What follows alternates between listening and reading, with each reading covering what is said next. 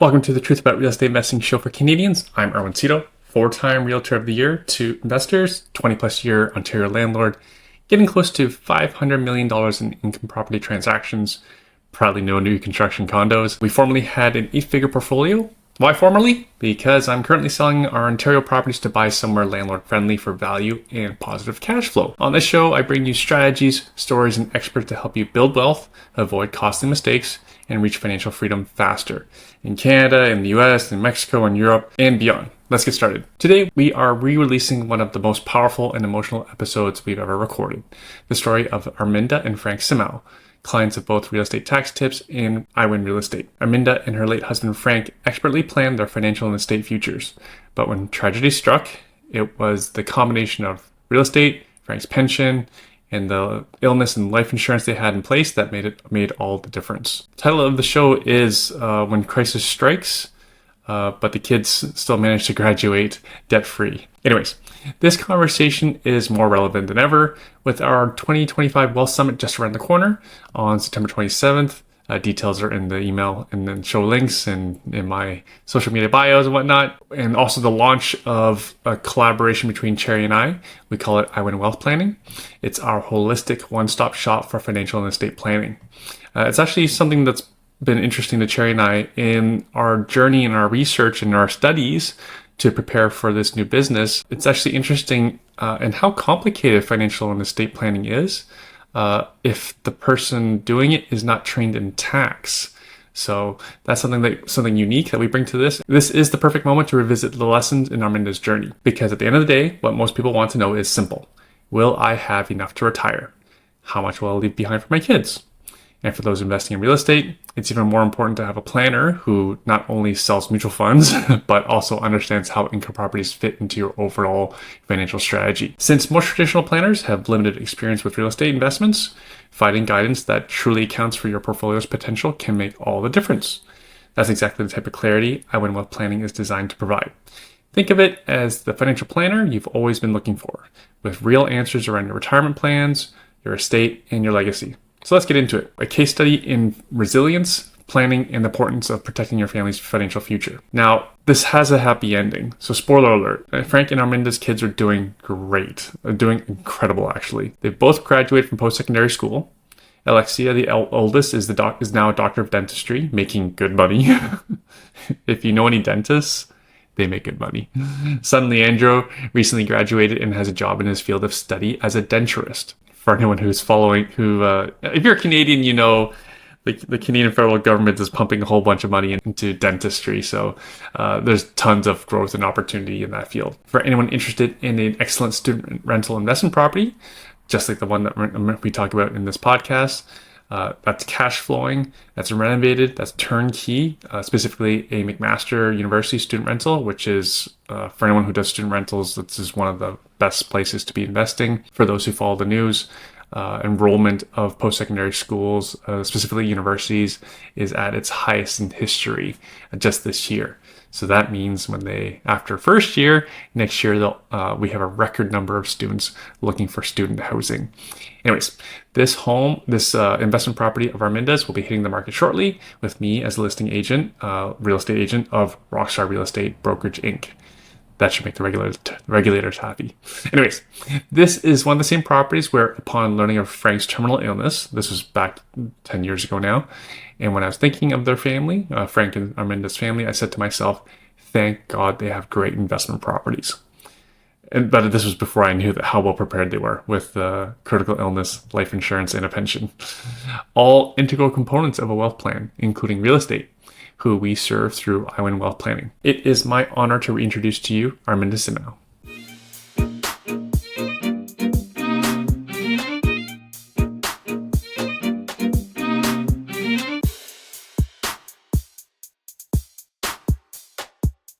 What's keeping you busy these days? Oh, quite a bit, actually. I have two kids that are now, one is in dental school, one is in denturism school. We have three dogs. Yeah, I know it. I'm pretty busy. I actually tell my friends all the time now that the kids are older. I feel like I'm busier than when they were actually younger. One of my friends said it's because we facilitate them in their world of trying to be adults, and we're just facilitating, and that keeps us busier. And I actually agree. Oh, I would have thought it'd be easier. Like you're not shuttling them around for like soccer and dance and all those sorts of things. 100%. But then I have my daughter Alexia, who's in third year dental school, and she'll be like, "Mom, can you please go to such and such dental office and go pick up a jar of extracted teeth because she has assignments?" And yeah, so that's what I've been doing the last couple of weeks, going down different dental offices to go pick up jars of extracted teeth from unknown people. Wait, she's in school. This sounds like real stuff. She's in school and it's real stuff, and she's already seen patients, and a lot of her projects actually she has to have real teeth to mimic a situation. If you saw my laundry room where we keep jars sometimes of unknown people's teeth, it's quite interesting. I have so many questions, but I don't think I want to know. I know. Okay. Yeah. So you said nothing's off limits. Nothing's off limits, Erwin. How much does school cost? Okay, so school for Alexi presently, it's $50,000 tuition a year. All in? Nothing else? That's just tuition. Just That's tuition, just okay. tuition So alone. like lab fees or books or anything? Everything's included Okay. in respect to that. But then there are extra things like her loops, which can cost up to $4,000. What is that? So the loops are, those looks like the magnifying glasses that they wear, dentists will wear, my. with a miner's lamp on it. They're that much? Yeah, it's about 4,000, and she has a pair, and she just invested in another pair right now. A little cheaper because the magnification is a little different. So all in, you're looking at about $6,000 to $7,000 just on loops alone. Yeah. Becoming a dentist. Hopefully, it's all going to pay back one day, but right now, it's expensive. And this is after 4 years of undergraduate? After 4 years, yeah. So she went to McMaster University for 4 years. She got an honors in biochemistry, and that cost about $45,000 for the 4 years, minus the living expenses that we were lucky enough, as we'll probably talk about a little later, of owning a property. So there was no fee in terms of rental. But yeah, that was about $45,000. Just tuition alone? Just tuition alone, and yeah. computers and books? And Computers on top, give or take, because we did get a new laptop when she started university. So it's pretty expensive. Okay. So $50K a year for dentistry school plus other stuff. Yep. $6,000 to $7,000 for the ocular wear. But yeah, wow. Yeah. I thought there'd be some deflation there, but obviously not. No. And then she just lives for free? And no, of course. And then obviously, so we had to make the decision, does she commute from Toronto or from Mississauga where we live to Toronto, or does she rent? Now, dental school is not like an undergrad. So they're in school from 8 in the morning until 5. Ooh. Yes. So the commute would have been a little bit nerve-wracking for her. At least an hour each way. Each way, right? Yeah. And now let's put in if there's an accident, if in the winter time, right? Yeah. Road conditions. So we thought that just for her own mental health as well, it would be better to rent. So she hooked up with a partner, with a dental school friend, and they rented a condo in Toronto. Mm-hmm. Yeah, I remember we discussed this. We did. When was it? This was 2020. Oh, Yes. You cut it into the bottom. Yeah. Nice. Yeah. I actually contacted you because I thought, should we invest in Toronto? But the prices are crazy, as we all know. So we made the decision to rent. Right. So she got into this lease with her friend. And of course, COVID hit, right? And it had hit in March of 2020. And this is now July of 2020. Mm-hmm. And everybody was still very unsure what protocol dental school was going to take in terms, would it be hybrid? Would it be in person, online? And it was just very fluid. It kept changing. And we actually ended up paying for a year and she barely even lived in Toronto. Oh, nuts. Yeah, because a lot of it was online. She would go twice a week for in clinic lab assignments, but she was mainly living in Toronto. So we were paying. So her and her roommate found a really nice apartment place on Shooter and in Jarvis, more or less. I recall it was really nice. It is really nice. They were actually the first ones to move into this place on the 6th floor. So brand new. Brand new, 2-bedroom, 2 baths, which was very important considering they're both dental students, have the same schedule, getting up at the same time of the day. So yeah, it was perfect until, like I said, COVID hit, and here they were paying, and they had to have internet. So we're paying internet, hydro, at least the minimum payments for hydro, because obviously they weren't living there, so it was a lot of usage. But for that year, yeah, they basically were living at home. Right. And then how much did it cost for rent? So that when they first signed the lease was $2,450. It included It includes a parking space. Oh my God, that's a sick deal. Yes, it is a very good deal. And you know what? So we agreed, because Alexia does have a car, that we would be paying a little bit more because she has a car with a parking spot. And then her roommate had a budget of $1,100. So my daughter and I, we concluded that it was worth Alexia paying a little bit more, because Alexia actually has the bigger room with the ensuite bathroom. I don't know, it probably didn't feel like that at the time, but I knew you were getting a deal. Yeah, I know. You seem very positive when I spoke with you, and I was like, okay. I told Alexia, we got to sign, because I'm getting good vibes from Erwin, so I think we're on the right track. Yeah. Yeah, no. Well, in hindsight, you're like $1,000 in the market. Right. Based on today's market. Based on today's, like exactly. two bed, 2 bath Yeah. with parking. Yeah. You probably would be paying more than $1,000 more than what you paid. And it's a brand new apartment. They have a beautiful pool. They have gym. And you know what? It's 24-hour security concierge building as well. Very, very safe, which obviously, dealing with my daughter for the first time. I mean, she had lived in Hamilton, but I kind of felt like it was a very safe space when she was living in Hamilton. So now here she is for the first time, raised suburban, right? Going to the big city. So at her condo, it's so secure that they have fobs, and you actually cannot go between floors. Yeah. So she currently got a dog as well. She missed the dogs that we have at home. So a year ago, she got a dog, and she has a dog sitter for her dog, Naya. And actually, she's very lucky, because her dog sitter, once again, due to COVID, her work changed, and now she works from home, and she lives on the 2nd floor. So this is all to say that whenever Sunny takes care of Naya, she actually has to use Alexia's fob to go to Alexia's floor and go pick up Naya. So you cannot move between floors at all. Amazing. Yeah. So the reason I have you on the show is... Yeah. I didn't even tell you why. No, you didn't. Oh, okay. It was over Thanksgiving. I was talking to one of my clients. One of my clients is a teacher, so teachers have a pension. It's worth usually around, like, market value for their pension is close to $2 million. Wow. Right. And then she has not an enormous real estate portfolio. I think like 6 properties, right? So she's made around $2 million. Yeah. Right, just with her investments. And I said to her, "What was harder? You're earning your teacher's pension or earning your real estate, $2 million in net worth?"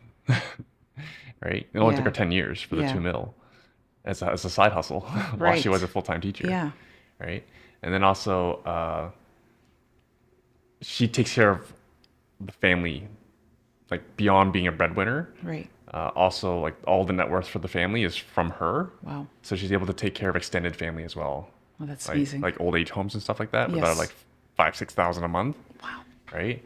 And I said to her, "I hope your family spoils you, because you are the household hero." Yes, she is. Right? I've met a lot of people, and not many people can do what you do. And what I find with real estate investors, the ones who aren't bragging on social media, is they're generally incredibly humble. Yes, they are. Very private too. Yes. And so when I thought about, wow, household heroes, I thought about you and Frank. Oh, what an honor. Right? Um, but you tell me, who drove the decision to start investing in real estate?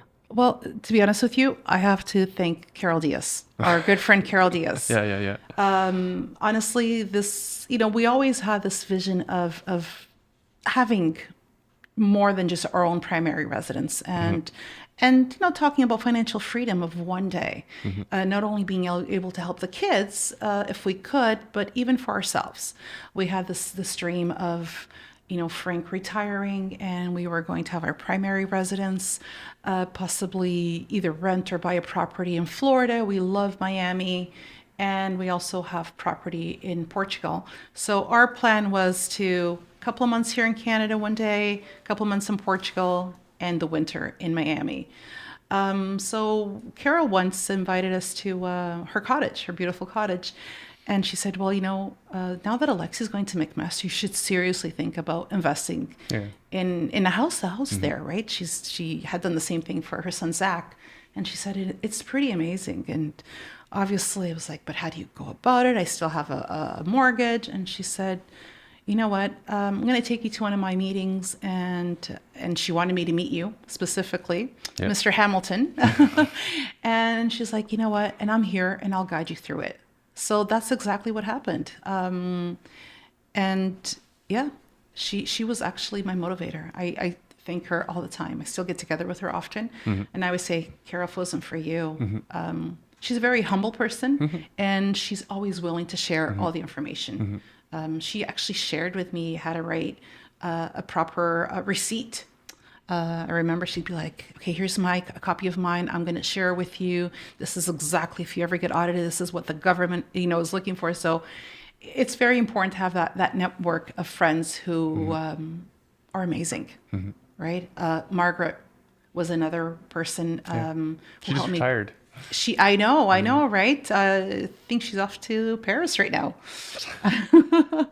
So so she helped quite a bit too. I remember when we had to go through the building inspector and draw drawings of how we wanted the basement to look, and it was like, oh my goodness. And she helped me out with that as well. So what's a network? Yeah, it takes a village. It takes a village. It really does. And then you made it really easy too, Erwin. I remember asking you, and you probably don't remember this. We were at one of the first properties, and I said, "Are you not afraid of having all these mortgages?" And he said, "No, as long as there are tenants, you're okay." Yeah, as long as someone else is paying for it. Right? And just the way you said it, and I remember you were sitting at one of the sofas, on one of the sofas, and I was like, he made it sound really easy. I think we got it. The key is as long as we have tenants. Okay, we got this. Right. Yeah. Well, your daughter was moving in. She was moving in. Yes, she was moving in. So you either pay rent or you buy a house. 100%, right? And it was amazing because she moved in, and probably jumping a little bit ahead, but that house ended up having 7 rooms. So for the years that she was there, for 3 years, it was getting rent from 6 rooms, which was absolutely amazing. And she was there for free, and kept an eye on the place as well. Did she enjoy the process? She really did. Oh. She really, really loved it. So much so that she actually was encouraging her brother, who also is now in denturism school. He's at George Brown in Toronto Waterfront campus. And she actually wanted him to go away because he also got accepted to a program at Georgian College.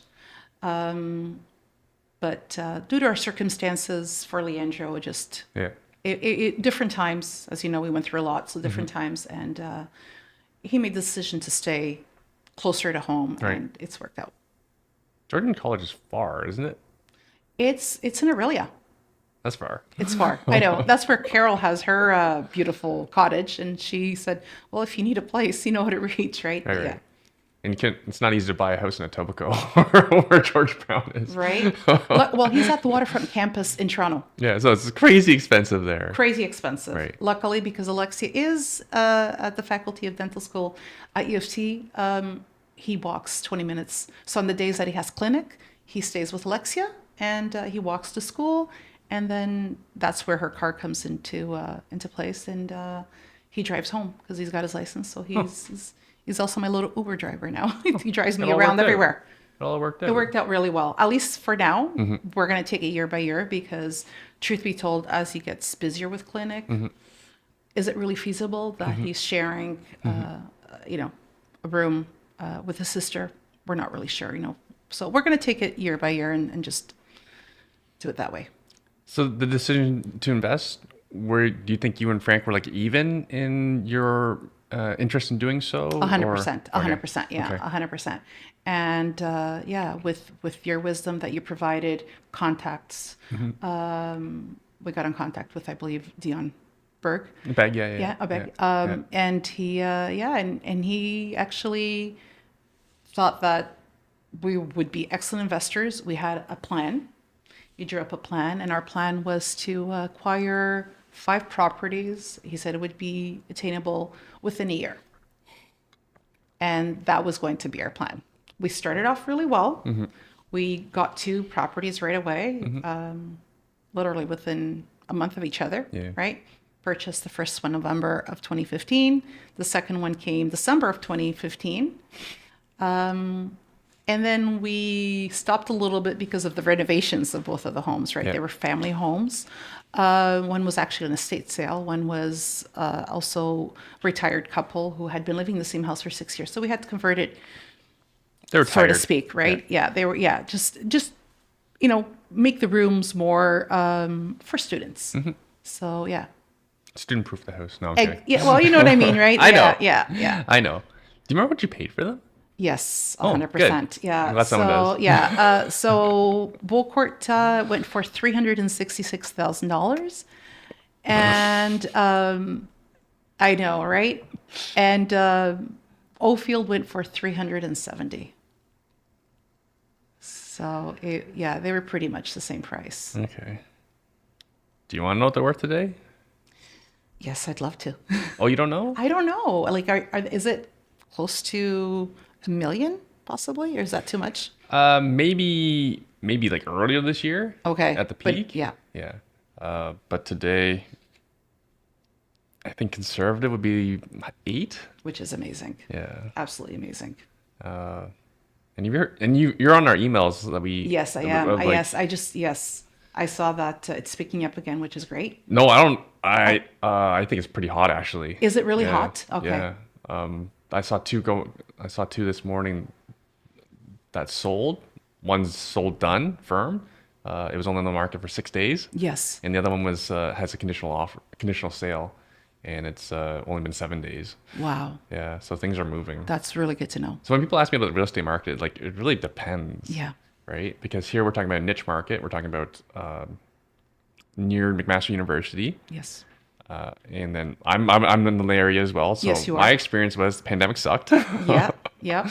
I think I got it worse than most. Did you have any vacancy during the pandemic? Only for 4 months, so that wasn't bad at all. Oh, okay. It wasn't bad. That's not bad at all. Because obviously it was hard to get students, and I get it because having my own daughter, having paid rent for a year and really not having used the condo, I totally understood where they were coming from. So I remember showing the place, and they were interested. However, they didn't want to move in until September, right? And this is March. So we agreed halfway, and I said, okay, possession July 1st. So yeah, I for those months that it was vacant, although I knew there was a group coming in, but they weren't interested in signing May 1st, right? So yeah, not quite 4 months, but but it worked out. It worked out. So again, the prices vary. I'm gonna guess your stuff's probably pretty nice. Like one really nice house sold for they sold for asking $950. Wow. Yeah. That's amazing. Full asking. That's amazing. Yeah. So when people ask like what's the market like, it really depends. Yeah. And I think one of the hardest, like my opinion, I look at a lot. So, Right. So the student market is possibly one of the hottest markets. It's all about supply and demand, right? Yes. Supply is low, demand's high. So that's great to know. It's actually funny because I know that many people got out, and even just talking to our clients, like Evelyn was telling me, like she saw her neighbors Yes. convert to either regular families, Yeah. from student to regular family, or they sold during the pandemic. Right. So yeah, like you said, I know. supply demand. So there's way less supply rentals, Right. and the demand really hasn't changed. No. And so it's kind of like the pendulum has swung the other Yeah, way. which is great. Yeah, because Yeah. the student numbers are still going to be the Same or same, more. right? Same. And now that everybody's back, it's cool. And yeah, it was that insurance as well. Student res, no student res. Hmm. Exactly. And so a lot of parents, like I read in a lot of the emails, were scrambling to, oh my goodness. I had parents reach out to me knowing that I have rentals. And unfortunately, Yeah. it's hard to turn people away. And they're like, do you have any friends? And I'm like, you know what? Everybody's okay right now. Everybody's Yeah. got students. Yeah. So, Yeah, this is the highest I've ever had people reach out to me, like from all over the city, right. right? People are like even asking to hire a realtor to help them find a place. Like, Wow. there's, I've never, yeah, Never heard of that. I've been a realtor since 2010. No one's ever asked me for rent realtor service to find a student rental. Wow. It's crazy, right? Oh, it's totally crazy. Yeah. And just like your experience, like I've never received so many inquiries about friends of friends looking for a place. Yes. Like they're great, blah blah blah. And then we started seeing rents like skyrocket. Right? Right? Yeah. Yeah. So in the summer, like Jamil was on my team. Like he was seeing 800 a room for a vanilla house. Wow. Yeah. And then Rent Panda, they rented out. Now this is University of Guelph, Right. but this is what I think we're going to see I coming. think, yeah. Apparently, it was a really nice house, 7 bedroom. Yeah, it's 7,500 a month. Wow. Yeah. That is, yeah, that's excellent for us to know. Yeah. The flip side is being a parent who also pays rent. Mm-hmm. It's scary, Oh, it's terrible. right? So I always tell even my student Mm-hmm. renters that I get both sides. I totally understand both sides, right? So Right. yeah. Oh, yeah. My side is. I know. See, your kids are Inflation's small terrible. right now. Your kids are small now, right? Right. So yeah, it's Oh, but the just, reality is inflation is just yeah, terrible, it is. It is. right? It really is. Including my properties, and also we took a hit. We took a haircut during the pandemic as well. So this is just But I'm not gonna ask them to pay it. No, no. You just move on and Yeah, and or just hope. we're advertising for this. If someone wants Exactly. it, we'll let the market decide. Yeah. Yeah. So it's actually in my opinion that the probably the most optimal investment right now is student rental, preferably like some sort of multifamily, like a duplex or triplex. That'd be perfect, Right. right?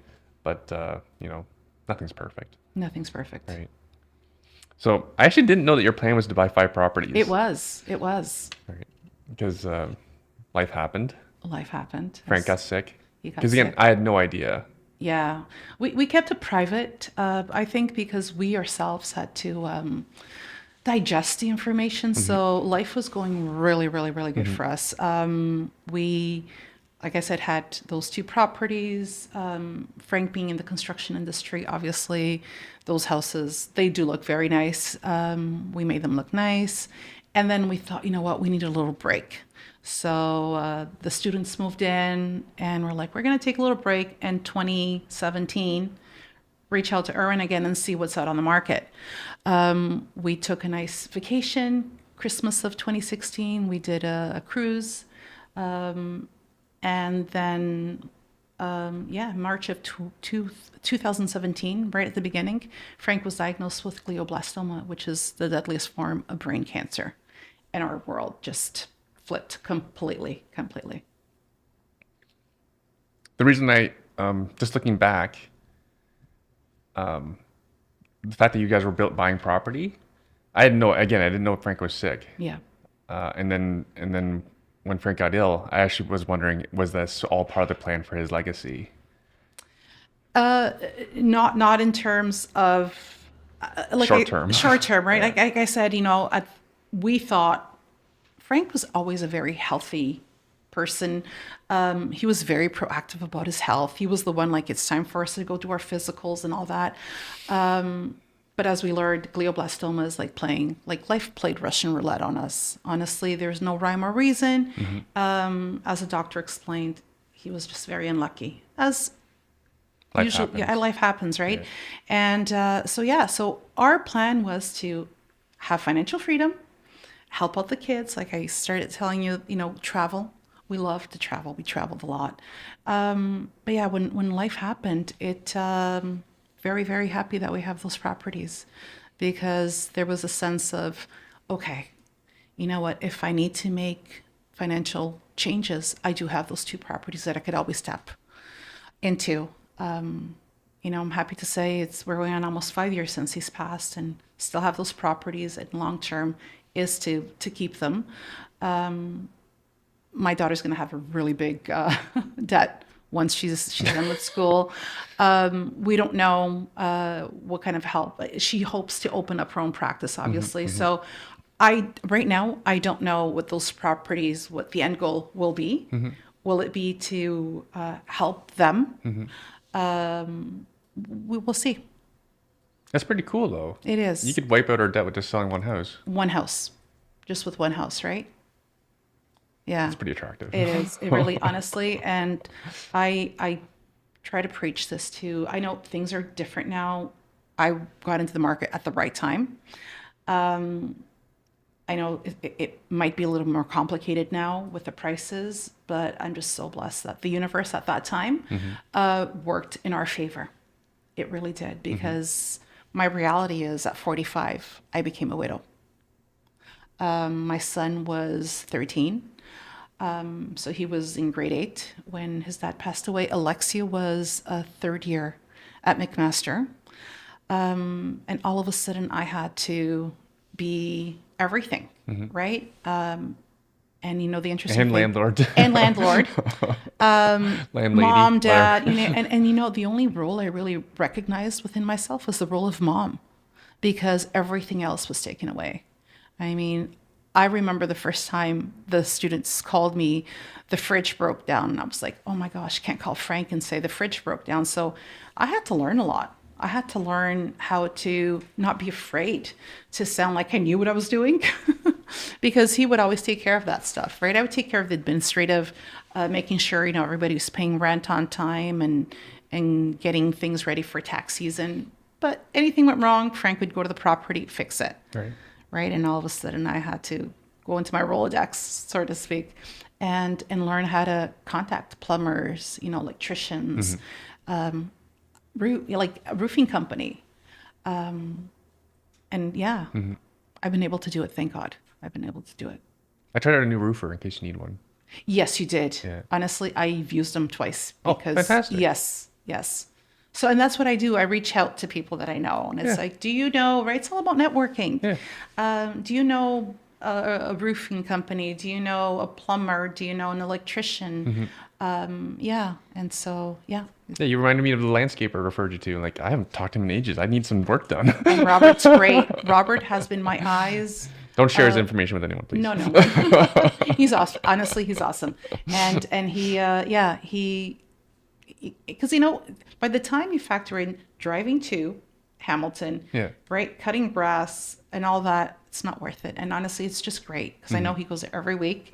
And then any extra little things, like one of my backyards needed a little bit of decluttering, and he said, you know what, I can do that for you. So it's nice to have people that you can reach out to and help you out. Yeah, that's some work for him. He probably won't. You reminded me of. You're the one that gave me his contact. Well, this is the job. Yeah. Right. Our job is to see people successful. Yeah. And the crazy thing is, a lot of people don't know, because it's no one's public about it. I mean, social media is not real. No, right? It's not. Like there's I hear every week about people going bankrupt. Right. Yes. People who are just way too aggressive, trying to get rich quick. Yeah. Excessive debt, expensive debt. And they paid like coaches like $15,000-$17,000. Yeah. And like I'm all for coaching, but I'm an investor. I'm all about returns, right? Whatever you paid, what you invested in, if you invested in yourself, they're better in return. Now there's all these people with massive negative returns and bankruptcies. Right. Not just their own bankruptcy, but they also lost their partner's monies. Right. Right. It's terrible. Yeah, it is terrible. Right? There's nothing like, versus what we were teaching is very conservative. Very conservative. Yeah. Right. Yeah. Yeah, it's a little aggressive being on the student rental side, but like, your daughter's in the house. You have a community of people who like you're basically your neighbors are your friends. Yes, for sure. For sure. Right. Yeah. You know what? I would be more afraid, to be honest with you, to be a landlord of non-student rentals. I think it's really easy with them. I always say, when I think of like renting out to families, and like I said, you see a lot on social media, that scares me more than having student. I always say if you're good to them, they're going to be good to you. And it's a two-way street, right? And I've been very lucky. I mean, obviously, after my daughter left, I've had a few other groups. I have one house that actually, Ofield, is a very blessed house because they find tenants for me. So I don't even have to Pay a lease fee no. or do it yourself. Yeah. Yeah, because that house is actually, it's my master students, PhD students. So they find them each other and it's like, oh, I have a friend, blah, blah. Okay, fine. Yeah. So I have it advertised, Ofield, since I bought it. Actually, I didn't even have to advertise it, to be honest, because Ofield was a group that was living across the street, walked across, and they said, oh, are you going to be renting this house? I said, yeah. And they were like, we're living across the street, but we like your house better. So, yeah. Yeah, most student rentals are not nice. No. Like they're tired or they're just. For example, anyone can go look. Anyone can go look for rental ads. Yes. Because we always got this. I don't know if you ever asked, but we got this consistently from our clients. Like, hey, I went on Kijiji, I went on the university's website, and the rents are much lower than what you're telling me. And like, why do you think they're not rented? Exactly. Why do you think they're on Kijiji, right? Yeah. It's cheap because nobody wants it. Yeah, exactly. Exactly. Versus we always priced higher and we were never vacant. You have a good product, right? Well, you know what you have. Yeah. So. I don't know if we need a good, apparently we don't need a good product to get 800 a room though. Yeah, once again, right? The supply and demand has made things change a bit. Yeah. And that's the nice thing about student rentals right now is pretty much every landlord out there who's been around for a while, they have legacy rents, 3, 5, 6, 10-year-old Yep. leases, right? So they're way under market versus the students will turn themselves over naturally as they graduate and move on. Yeah.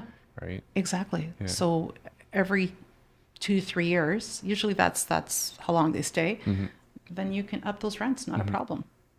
It's like it starts all over again. Yeah. Clean slate. I wonder if I can get 7,000 for a house. Oh my goodness. Oh my gosh. Well, at this rate, Well, we'll all need to talk. I'll make sure we're all on the same book. For sure. Book in the same page in Yeah. December. I hope my tenants are leaving. I think mines are going to be staying until the end. I think they have a good deal with me, so I don't see them leaving. Yeah, there's no reason for them to leave. No, right? Yeah. But they will leave, right? Eventually they will. Right. They will. Right. Versus I have tenants that I don't think will ever leave. like my regular tenants. Like families, right? Yeah. That's what I'm saying. Or even individuals, right? Right. Who are like in their 30s or whatever. I don't know if they'll ever leave. No, and especially the way the market is, yeah. Even though it's cheap now. I know, but who has the money for a down payment? That's a problem, especially first-time buyers, right? So, I don't think I ever told you. Okay.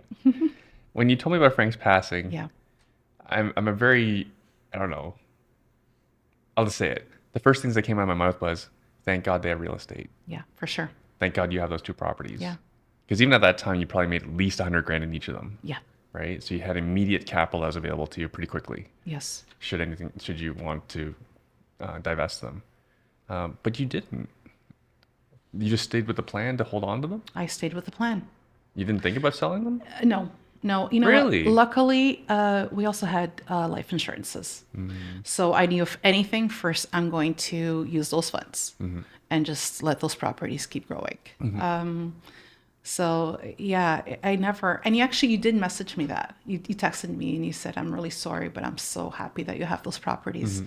And so am I. And so like I said, I was scared. I wasn't sure what my future was going to look like. But yeah, I never thought, to be honest with you, I thought of investing even more. I thought, okay, so I got this life insurance money. What should I do with it? Should I invest in real estate? And I almost reached out to you to start looking again. What stopped me was because now I didn't have Frank to do the construction. And I know that's where we saved a lot of money, right? He knew how to build stuff. And I was like, what am I getting myself into? I'm still... It's not that bad. Now looking back, I think it was a mistake on my part to not have invested. Yeah, it's easy to look hindsight. Right, I know. Pre-pandemic renovation costs were a lot less. 100%, right? And yeah, and now I know that I've had people that I could have reached out to. Yeah. But all of a sudden, like I said, Erwin, the only way that I recognized myself was I just viewed myself as a mom. And slowly I had to adapt myself into all these different roles, right? And I thought, you know what, I'm going to continue the legacy. You know, the legacy was at least 5 properties, right? But yeah, so we hope to continue that once now the kids hopefully will become my partners as they get older. So, you know, the idea is still there, right? The hunger is still there. We'll see what markets will make sense to us as well. But yeah, no, never thought about selling. To be honest with you, I knew how much it was a dream of his to have, you know, we have, like I said, our principal property and then have a property for each one of the kids, you know, if we could help them that way.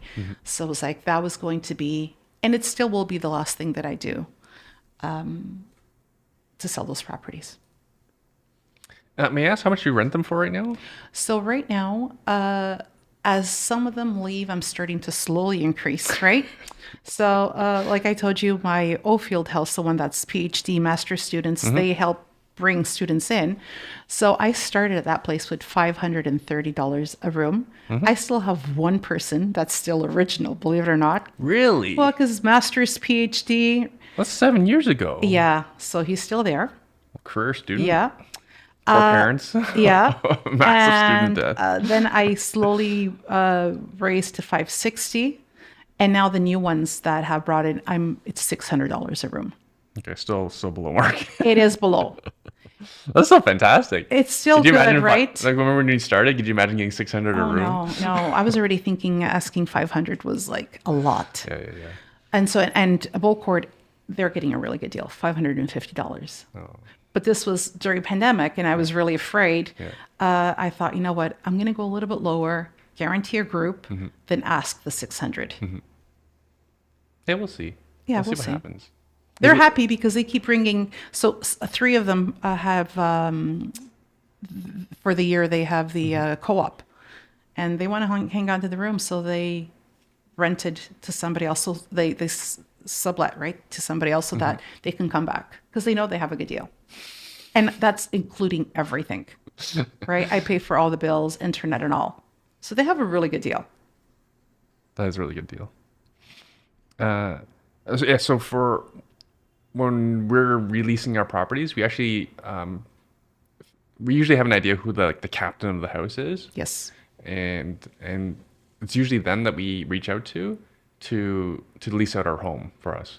We usually we offer them money, a couple $100, and then we also offer money to each of the students to compensate them for their for the disturbance. Right. So basically, we write the Facebook ad for them. We write them what to put in, and then they go and post it on Facebook in the students' off-campus housing group. Right. Like, hey, I got a great place. If you have a look at it, come DM me. Right. And then they become our leasing agents, and it's a fraction of a cost of hiring a leasing agent. 100%. Yeah. Right? And then also they provide they endorse what we do because we do good work. Yes. We're responsive. Our properties are tight. So again, they and then also we have the buy-in from the whole group to leave their doors available and clean. Yes. Right, for showings. And again, like this has worked really well for us versus paying like a month's rent or something for our leasing agent. 100%. Yeah. So I kind of do the same thing. So I call them my PR.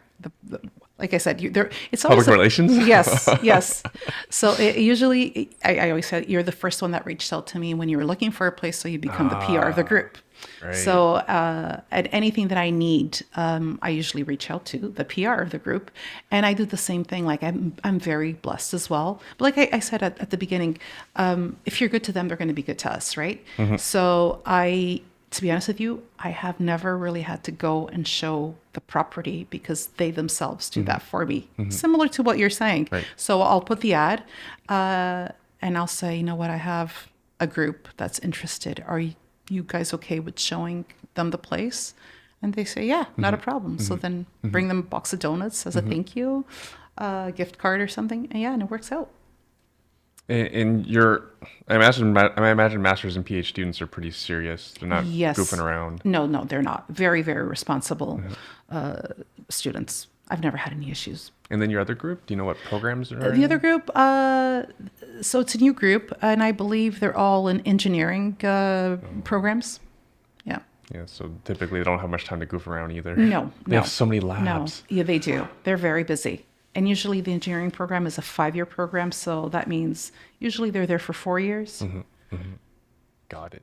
Yeah, my in St. Catharines, I've had a lot of luck with teachers college students. Yes. Yeah, because it's a really competitive program to get into. Right, because it's a concurrent. Yeah, it's at a Brock concurrent- University, yeah, right? Yeah, yeah.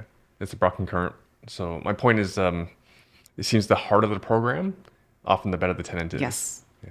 for sure. Like engineering is difficult to get into. It's they have obscene course load Yeah. and labs.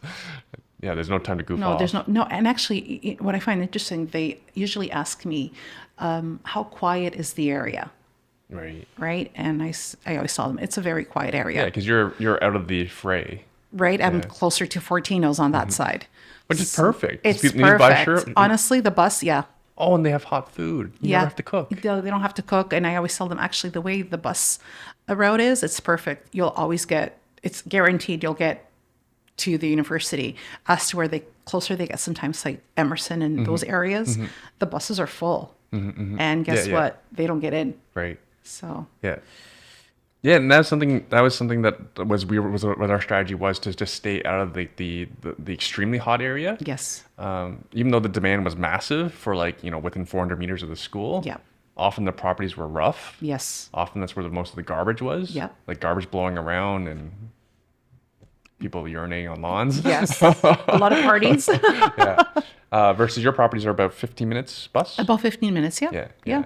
And that was like that's kind of been our a pretty consistent baseline for any property that we do. Yes. For any university, 15 minutes walk or bus. Yes. Right. It's worked out really well. It has, because that was my concern, to be honest with you, Erwin. The first time when I looked at Klein, which was like location was perfect, but the house would have needed a lot more work Yeah. than the vision was Right. different, right? It was probably twice the age. Twice the age, right? like 1920s versus 1960s. Exactly. Very different house. Very different house, right? And so, but I was concerned, and usually that is their number one question. How far though? Like, how long will it take me? And I always say, They don't know. They can look it up. Right? I know. But I always use my daughter as an example of her loving a little bit of, if you want to call it a little commute, it's not a commute. It's just, it's a little bus 15-minute drive. bus. Yeah. It's perfect. Actually, a lot of students used to love walking. They're like, you know what? After a day of being in school, it's great to just walk home. So, yeah. How long's the walk then? It's about 25 minutes if you keep up a good pace. Well, they're young people. They're They're quick. young people, right? Yeah. So instead of going to the gym, walk home. I'm not even sure back then, like Fortino's had all the hot food. They did. They did? They did. And you know why I know? So Because when we were good. doing the renovations, Yeah. that's where I would always go buy food. So, yeah. Like literally, you have no reason to cook breakfast or dinner. Nothing. You Yeah. just- Plus, they get, I think, 10% off on Tuesdays, being students as well. at Fortino's? Yeah. Good Lord. Yeah. Oh, sorry for the listeners' benefit. Other than being close to school, it's incredibly important to be close to grocery stores. Yes. Right? Yes. Maybe less so now with Uber Eats and all that. Yeah. But it's a big deal. It is. Yeah. And close to transit. For sure. For sure. Yeah. Which was all the criteria, which meant all those things, all those properties met Yes, the it criteria. did. Yeah, it did. It did. And also, of course, sorry, I apologize. Some people do listen to these things. We renovate with as much life safety as we can. Yes. And we do our leases as one. Yes. You still doing that? Yeah. Yes. Still doing that. So we operate everything to keep the fire department and local bylaw officers happy. 100%. 100%. So your experience has been a good one. It's been awesome. It's been awesome. And I always say to them, my daughter lived in one of those houses, and the reason why we also purchased was because we knew, once again through Carol, the garbage that is out there, and the thought of we've always protected our kids, right? They're suburban. They live in Yeah. homes. I mean, I grew up sharing bathrooms, right? Our kids have no concept of that. So going from homes that have everything and anything and then moving into one of these houses that, I mean, she had a friend that actually had mushrooms growing between the baseboards. Believe it or not, it was in a basement room. Oh my God. Right? That's Closer to mold. the, yes, it is mold. That's a Closer, very advanced stage of mold inside the house. right? That's scary. That's terrible for That's air terrible, quality. yeah. So can you imagine what's actually going behind the walls if you're already starting to see that coming You know through? how rare that is? I haven't seen that many of Well, them. I actually saw pictures because I couldn't believe it myself, and it was crazy. Yeah, so I knew that we had to have standards, right? So I'm one of those people. Whatever I want for my kids, I going to want for other people's kids too. So yeah, and that was the other thing too. Basement rooms, right? People are like, "Oh, how many basement rooms do you have?" And one house has no basement rooms, and the other one has 4. And they're like, "Well," and I'm like, "Come and check out the place." Yeah. My daughter actually preferred a basement room versus an upstairs room. And here are the reasons. One of the main reasons was she liked more of her privacy. When you're upstairs, it's also the common area. So it can be a little bit noisier. Yeah, so I've had no problems. Once they walk in, they're like, okay, yeah, we like these basement rooms. I find a lot of boys prefer the basement because it's cooler. Yeah. I've had, to be honest with you, I've had groups of girls, groups of mixed boys and girls, and now it's a group of guys, and no complaints whatsoever. And the guys are the... The engineering students, yeah. yeah. What do you think Frank would think about all this? I think he'd be pretty proud. Honestly, I think so. I always, it's a question that I always, every decision that I've made since he passed, I always think, would he have agreed with this decision? Is he okay with, the things that I'm doing? But one thing for sure, I know he wants me to hold on to these houses. Not only so that I can have some financial freedom one day, but definitely to help out our kids. Because that was the end goal, to be honest with you, was to help out our kids. What kind of debt situation do you think they'd be in without these houses? Well, they're still in them, but They're again, still gonna be you have in the them. option to wipe it out. 100%, right? Like we just said, if we decide, you know what, Alexia, you have this big debt, she will have a big debt. She'll have, when she's done these 4 years, approximately a debt of $300,000. That's just the reality. Yeah. And then she hopes to open up her own practice. It's a mortgage for It's a some people. mortgage, right, Erwin? It's insane. $300,000 student debt. It really is. And I wish I could have helped her, but obviously with our situation now and with Frank not being here, even if Frank was here, to be honest with you, we got to be real. Like, it's $50,000. That's a lot of money. Yeah. Plus my son, who's now also in denturism school, and his tuition is $23,000 a year. So just on tuition alone. Can't they just learn these things on YouTube? I know, right, Leandro? I heard they don't need school anymore. You can? Did you even try? It could save you 23 grand a year. Right? You need all the materials and all. Yeah, it's the material. The materials are just as expensive. All the tools, all the materials. Yeah. You just go on AliExpress. Right?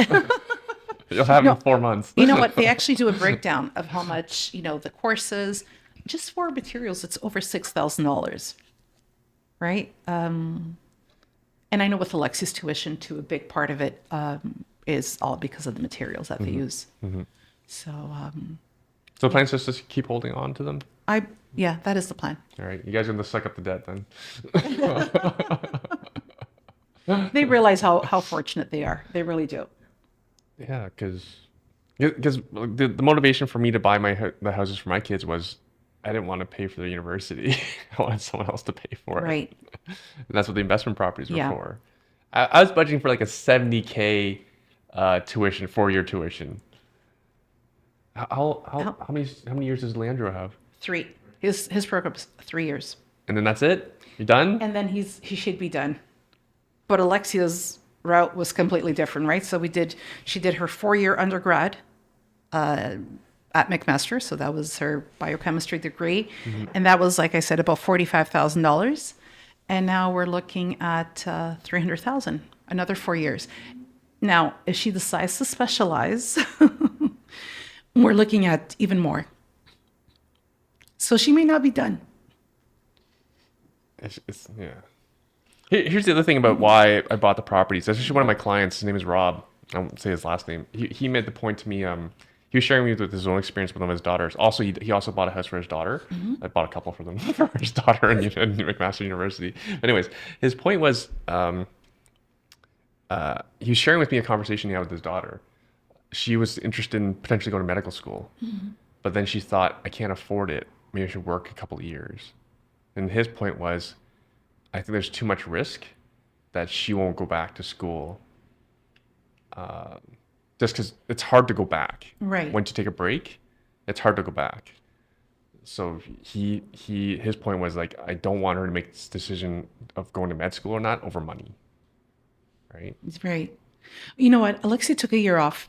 So I think it also depends on how motivated you are. Sorry. Getting into dental school is extremely hard. I don't know if you know a little bit about the process, but we only have 2 dental schools here in Ontario. We have U of T and Western. That is it. It's very competitive. Right. And in Canada, there's not many, period. No, not many. There's I know one in there's BC UBC. and Dalhousie in the East Coast. We're talking about 4 in Canada? That's it. That's all we have. So when you think of how many students apply, it's a very, very competitive school. There are a lot more options for med school, but when it comes to dental school, and so she took 6 months to study for this big exam, which was a 6-hour exam. So called the DAT, right? There's the MCAT, which is for medical school, the DAT for dental school, and then a series of other basically tests she had to do. She had, it was a really, really hard process. So she graduated in 2019. And so she took that year, the 6 months after graduation. So from June, and she wrote her DAT exam in November. So you write the exam, and then you have to wait until February to know if you have been accepted for an interview. So then she got an interview process at U of T. And then only after the interview did she get the yes, you've been accepted. And over 2,000 apply, only under 100. I think her program has 98 per year. So it's very competitive. And yeah, obviously you have to have excellent grades. Near perfection. Yeah, near perfection. Oh yeah, your GPA has to be a 4. But they don't longer just look at your GPA. You have literally ethnic tests that they do. They want to know where your ethics are, believe it or not. Yeah, like where your ethics are. And then the final is, imagine you're put in groups. So you go into different rooms, I should say, and they're given questions by a professor. And it's all based on their personality as well. So it's a very, very long process to get into dental school. So for her, it worked out. She was going to attempt to write while she was in 4th year, but she was doing a thesis, and that alone was quite a bit. So, and obviously with dealing with her dad's passing, it's interesting because once somebody did say that to her, oh, you're going to take a break, you're never going to go back. And I think that actually even fueled her more to say, you know what, don't assume anything. We're all individuals, we're all different people, we want different things. So for her, it worked out. Do you feel reassured knowing that you have investments that she can go on 100%. to become 100%, Erwin. become a specialist? Yes, 100%. But we've always, Frank and I have always done investing in our kids' futures in different ways. So real estate has just been one, but we actually invested in CST, Canadian Scholarship Trust Fund, from the day they were born. I don't even know what that is. Okay, so that's the private version of RESPs. Oh, okay. Okay, so and that worked really well. That was once somebody too who said to me, your daughter's too, have you thought of an educational fund for her? And I was like, no, I've just heard of RESPs. And so he said, well, there's a company called Canadian Scholarship Trust Fund. And they're really great. And you know what? That was the best thing. So when Alexia was 2, we started, so we would contribute $200 a month. So when she turned, before she turned 18, because she's a December baby. So when she was ready to go to university, she had $30,000 in this account that had been saving. So university cost nothing, to be honest with you, because we had this. And then the grants as well. So with the grants that she also got every year that she was studying because of this trust fund. We were lucky. University cost her nothing. Okay. And the same thing now for Leandro. So Leandro, because I knew what I was getting myself into, so the earlier you start, the more shares you have. So I started as soon as Leandro was 0 months, and happy to report that I just received $45,000 from this fund. So what I did once, there's a 7-year difference between my kids. So when Alexia finished, I called the company and I said, well, I'm used to putting in $400 because I was putting in $200 for each one. Can I now do this just for Leandro? And they said, absolutely. So full 400 for you, Leandro. Full $400 for Leandro, because I was used to it, right? It was like a little mortgage payment that we were used to doing. So yeah, so I just got $45,000 principal payment, and he just got a grant of almost shy of $10,000. Yeah, I don't know why I've never You've heard never of heard this. of? Yeah. No. Look them up, Canadian Scholarship Trust Fund. I only have great things to say. So we already had, so right now I'm okay because, and that's why maybe why I didn't have to touch or even think about selling the properties, because we had this. We also had critical illness insurance, which was amazing. So as soon as Frank was diagnosed, we had critical illness insurance for $100,000, and we were able to collect that right away. And we also collected insurance money that we also had life insurance money. And so that has helped us tremendously. Sounds like you had this pretty well planned. We did, Erwin. Honestly, we had everything really well planned except for one thing.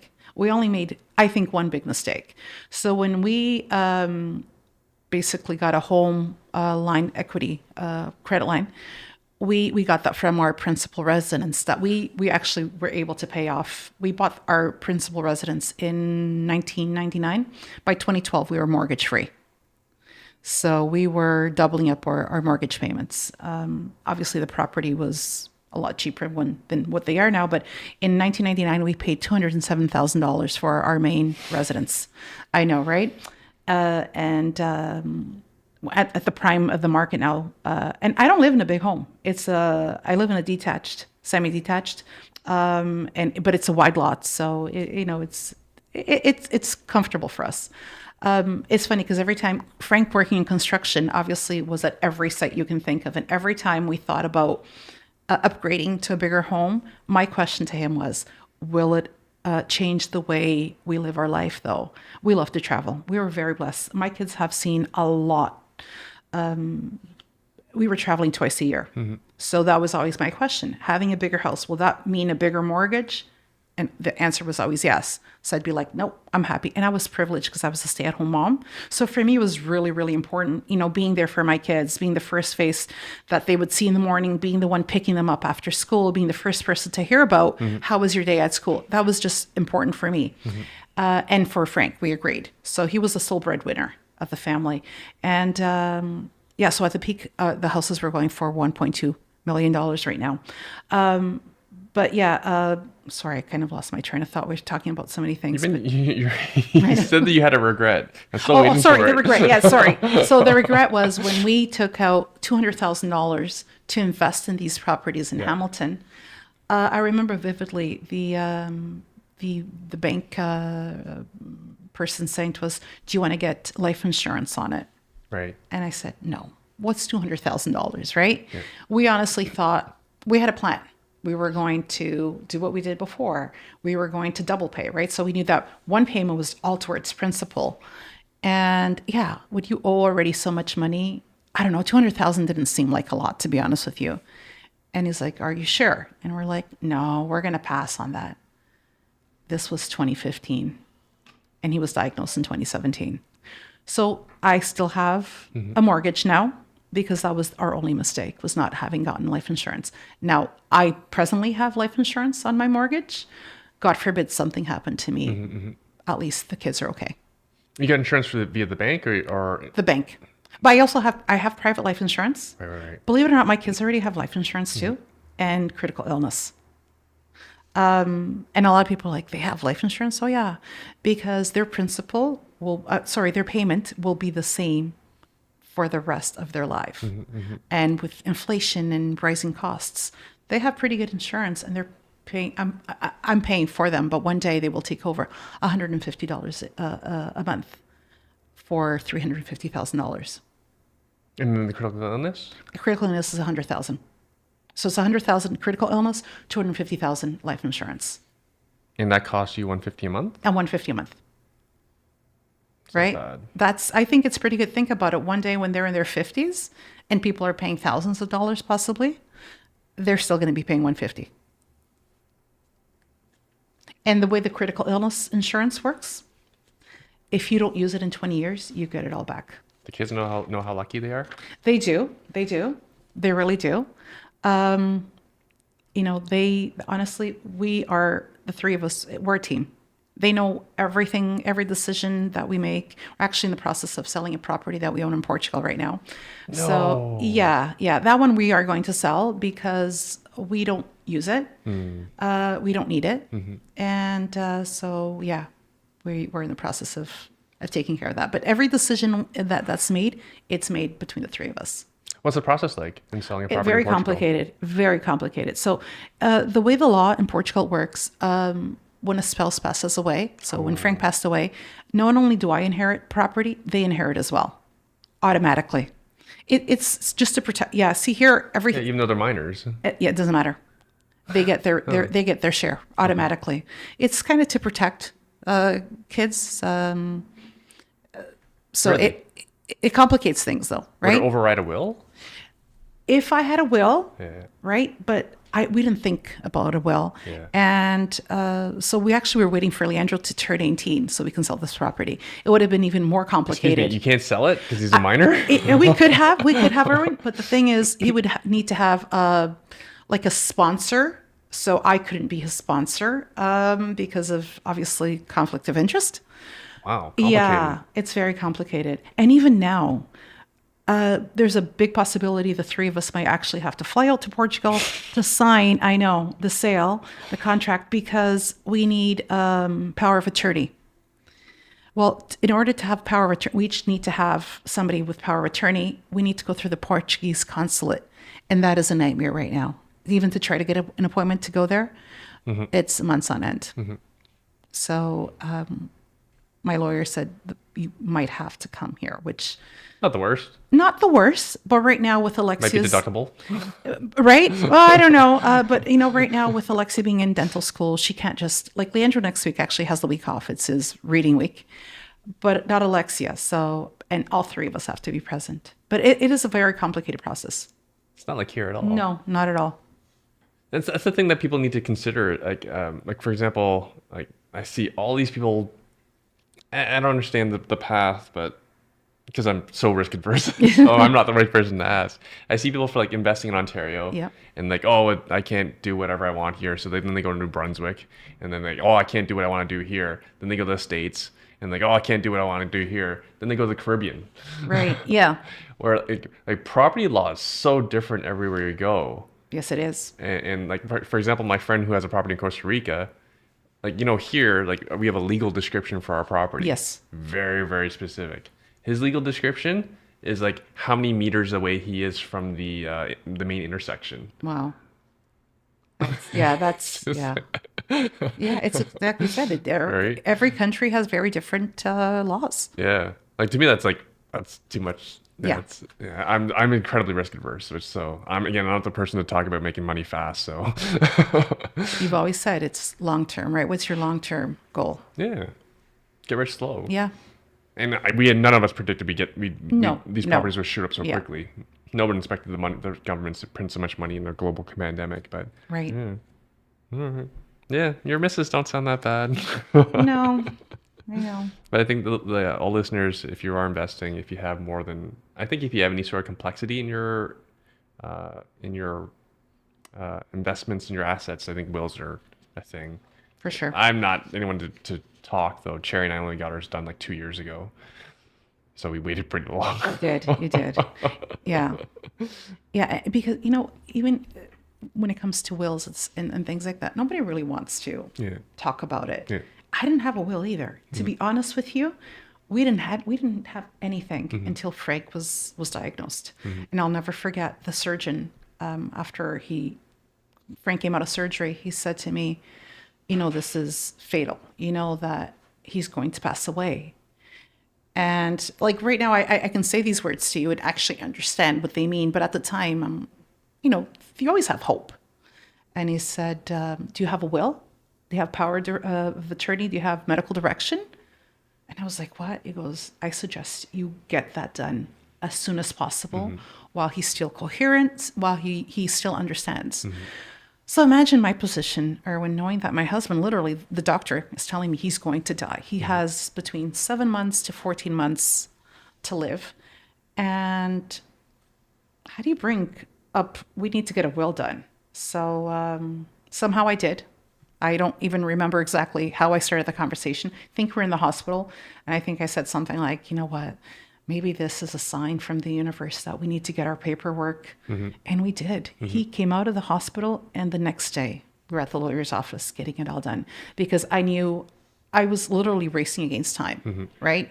And because the minute he started with radiation, which was like a month after his surgery, he changed. And he just was never the same Frank. And I think that's why we kept it so private. Had you seen Frank, the person he became with the illness, it was just, I didn't want people to see him that way.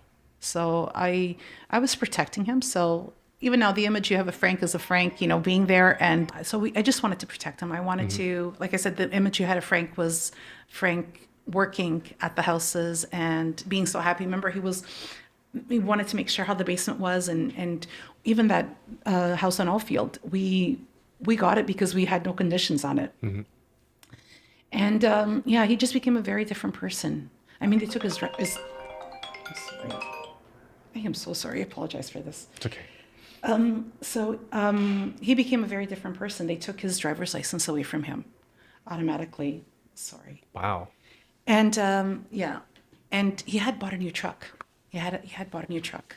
He wanted this Ford truck. He bought it January of 2017. And he was diagnosed in March. So he drove it twice. And so that's why we kept it very private. A lot of people didn't know he was sick. And then his funeral is very private too. There were 20 of us at his funeral. That was a decision my kids made, especially Alexia. I remember her saying, I don't want people to come and tell me, your dad was a great man. Because I knew my dad was a great person, right? And so those have been our choices. Well, I still think you both qualify as household heroes. Thank you so much. It's honestly, we're trying our best, right? We're trying our best. And like I said, I think we did everything, well. We prepared ourselves. We thought we were going, like I said, travel. We wanted to continue traveling a lot. That's one thing too we've been able to do. I mean, pandemic did what it did. But in 2018, we did go to Portugal. 2019, we were very lucky. We went to Italy, we went to Greece, and we did Portugal. So we were gone for a month. So that's something that was very, very important for the kids to explore the world, right? We just went to Punta Cana this summer. So we're still continuing with a lot of that. And now we have 3 dogs. So that's the biggest change that I think that's the only thing he would not have agreed on with us. Not that he thought dogs were cute, but it just wouldn't really fit our lifestyle because we love to travel so much. But we wouldn't change them for anything right now. They've been part of our healing process. So, but we always say. It's that, and we actually made another little investment. We have a little resort-style cottage in Muskoka. It's basically, like Shirks and Shores, where they've turned, used to be trailer parks into trailer home parks. So we did that. And also 2020, because of the pandemic, we were like, where are we going to go? We have the dogs. We like to travel. And Alexia came across this resort called Great Blue and Lantern Bay, which is close to Gravenhurst. And we went to go check out this place, and we fell in love with it.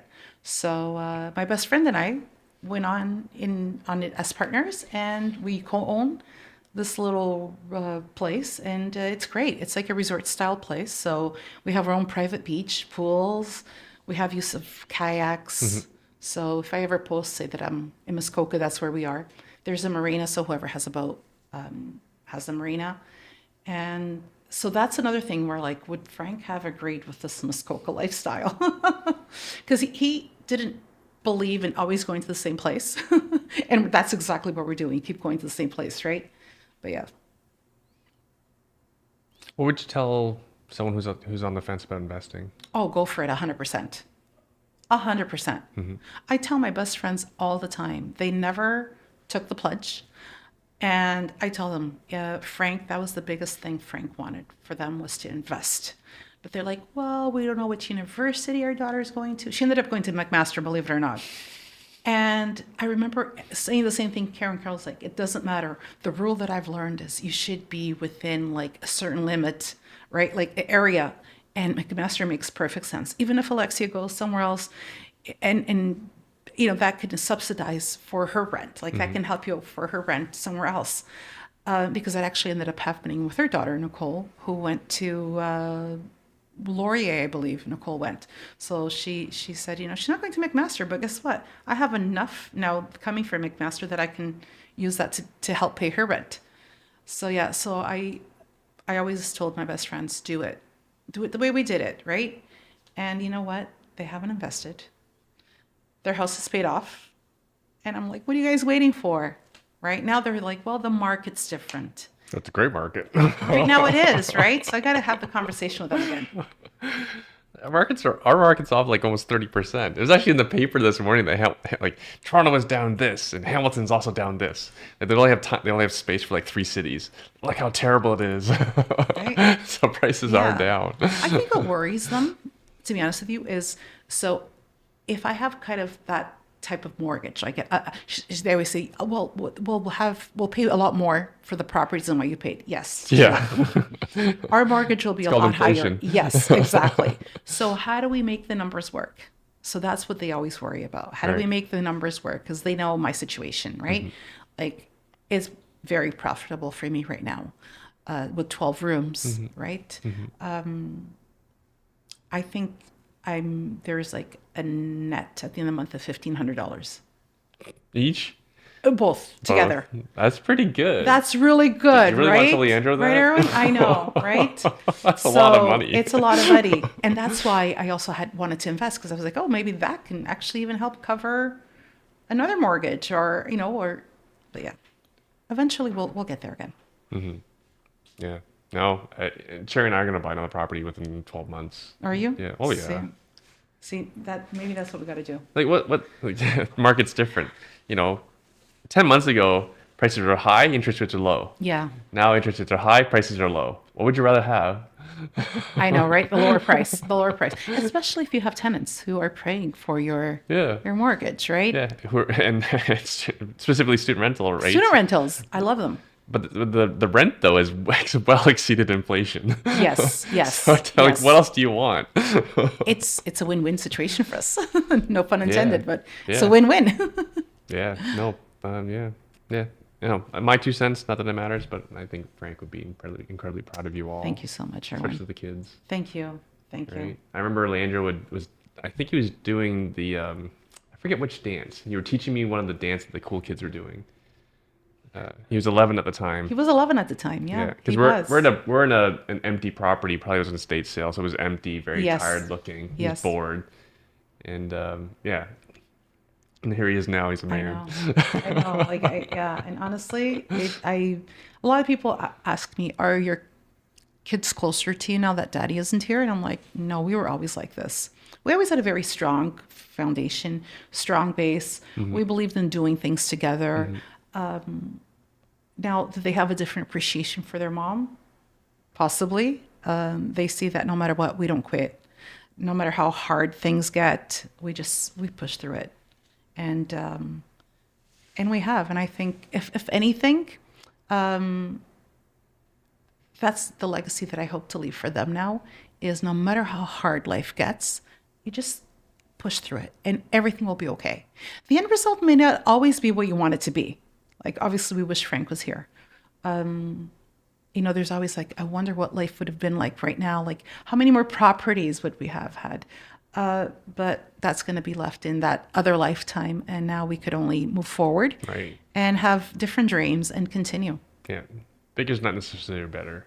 Yeah, Having the outcomes that you have, 2 kids in school, 2 Yeah. happy, healthy kids. Exactly. That's more important. Exactly. than how Because, many properties you have. 100%, Erwin, because, the odds, when you think of like all of a sudden, they could have gone the other way, right? With the loss of their dad. And especially Andrew went through a lot because Alexia was away. She was sheltered by being in school. But Leandro was there. He was my right arm taking care of daddy. So he's 18 now, but he's very mature because he's seen a lot. And yeah, like now today he drove me. He's my Uber driver, as I call him. So there's different levels of like financial whatever. Like there's financial security, there's financial freedom, which is the other end of the scale. There's financial, damn it, I forget the name of it. It was in Tony Robbins' book. How would you describe your situation? Like you've never gone back to work? I've never gone back to work, no. So we also have a little construction company as well, which my brother manages in the sense of he's doing what Frank was doing, right? My brother always worked for us. So right now, between whatever profits I get from the company, I have a salary from the company. And that's that. And Frank had a pension. I forgot to mention that to you.